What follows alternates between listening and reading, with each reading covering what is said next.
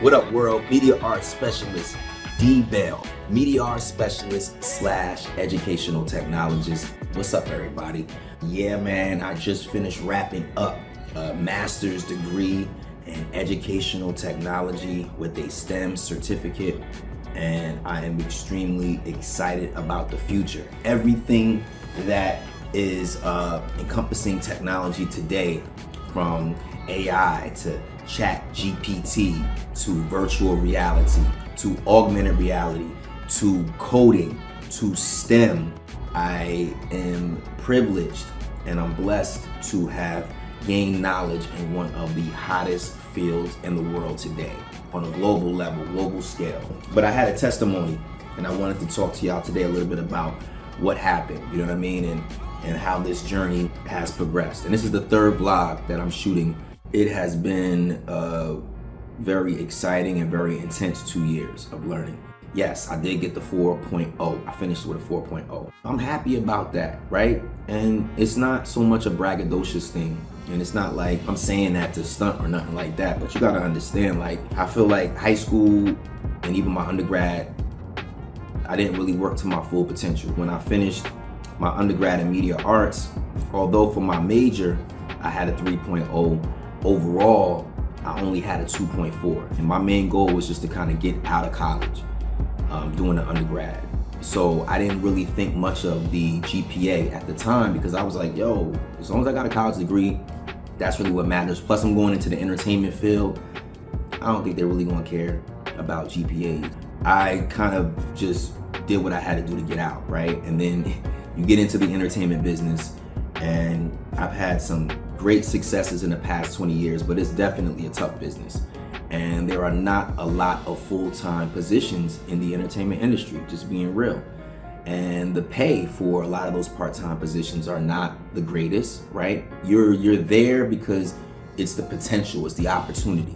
So that's why a lot of people take unpaid internships to get into the business, because it's like, this is what you have to do to get your feet wet. And you know, as you go further up, there are less and less positions. I had to take another job in education. And I'm at a loss because although I'm finding that I'm really good at being a substitute teacher, being a teacher's aide, being a behavioral assistant, I can't really go further than where I'm at because I have a bachelor's degree that my GPA is only 2.4. So in order for you to become a teacher, a certified teacher, you need to have at least a 3.0. So if I don't have a 3.0, I'm kind of like hitting that ceiling. I made a promise to God. I was like, look, even if I gotta go back to college and do another bachelor's degree, because that's the option they gave me. They said, you can get another bachelor's degree and it's gonna be like half the time. It'll be 60 credits instead of 125 or whatever the requirement was to get the first bachelor's. Because I couldn't get into a grad program either. That's the other part. Like, to get into a graduate school, they look for grades of 3.0 and up. You know what I'm saying? Respectfully, you know what I mean? And that's okay. You know, I respect that. But I knew that 2.4 was not an indication of me as a student. I get accepted to NJCU for a bachelor's in history, because with the current program I work for, I teach ELA, English Language Arts, and I teach social studies, and I'm comfortable with social studies. I love history, so I said, that'll be a good field for me. That'll be a good degree for me to get.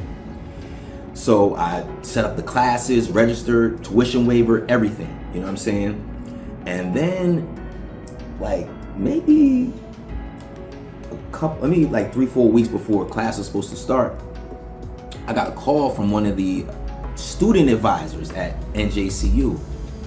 Mind you, it was a freshman, and I don't know this young lady's name. I didn't catch her name, but she changed the trajectory of my whole academic career with that one phone call.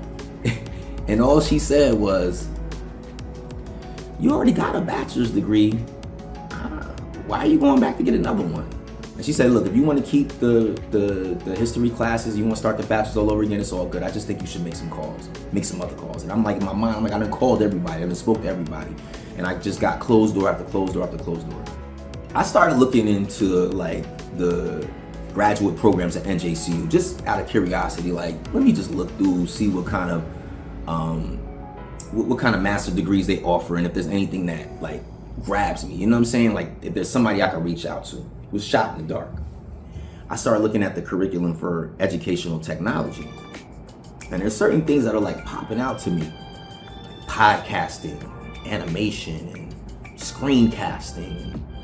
And I'm like, that's kind of like media centered. And I'm big on media. And then I started looking at the courses. And I'm like, yo, this is pretty interesting. This is very interesting because education, which obviously I'm a teacher, so I need that piece of it. And then the technology piece, I love technology and how amazing it has made our world, you know? So I'm like, maybe EdTech. So I cold call, straight up cold call. It's just within that phone call. She said, you know what? Let me make phone calls on my behalf, and I'll try to get in touch with some of the heads of the department, and we'll see what we can do.